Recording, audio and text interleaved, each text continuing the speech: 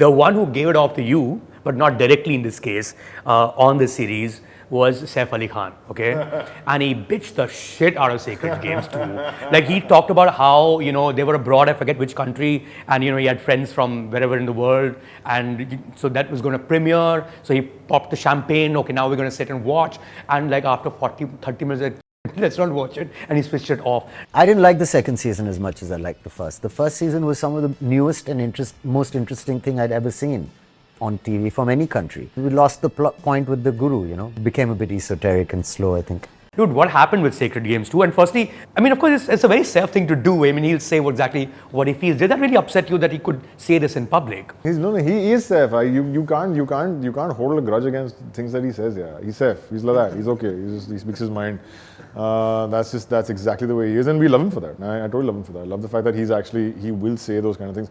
But the love thing is you can actually say those things back to him and right. kind of like, and he'll take it. And he'll take it, yeah. and he respects that, and we respect him. I think with Sacred, I think what happened with Sacred Games is that on season 1 we had the luxury, again a little bit of luxury of time, and because Netflix, they said, okay, fine, we're going to do it. We got about a year to be able to write this stuff before you actually start shooting.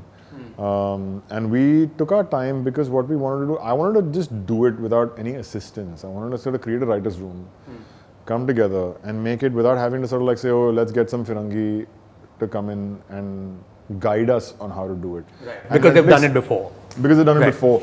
Netflix kept offering, oh, you know, we can send you this showrunner and do this workshop with so and so. And I kept saying, yeah, we'll do it. But I was like, no, I got to figure this shit out, man, because this is going to be our sort of stuff. And we did it. And we worked on it, but we had the time to do it. Now, what happened on season 2 was that we had to turn around in 12 months. So, while I was almost, you know, in the middle of shooting, there's already ideas starting on what to do in season 2. While I'm doing post-production, the writing is actually happening.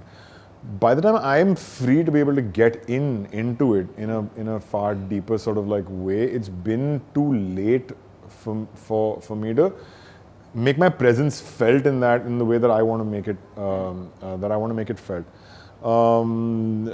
Which is not to sort of like say that there's anything wrong with the writing in that kind of sense. It's just that, okay, it's not mine, it's gone in a certain different than what I would have done with it. Because the second is very different from the first. There's no doubt about that. That is very different. Yeah. So the director is different, Neeraj is different. I think Neeraj was walking in a very underconfident way into a world where he was feeling a little overwhelmed by the fact that, yeah, you and Anurag have directed season 1. How can I expect to do kind of season 2? And, you know, so I think he felt a little bit, so there was a bit of a language of cinema kind of like a thing over there. But I think the main thing is that 12-month turnaround, we're not used to that. We're not used to that here in this country, to be able to have the system of showrunners being a showrunner, a director being a director, and a showrunner's only job is to be able to sort of like put the writers room together, write scripts. You're on set, you're seeing directors, but while directors are doing their directing, which is happening, you may do an episode.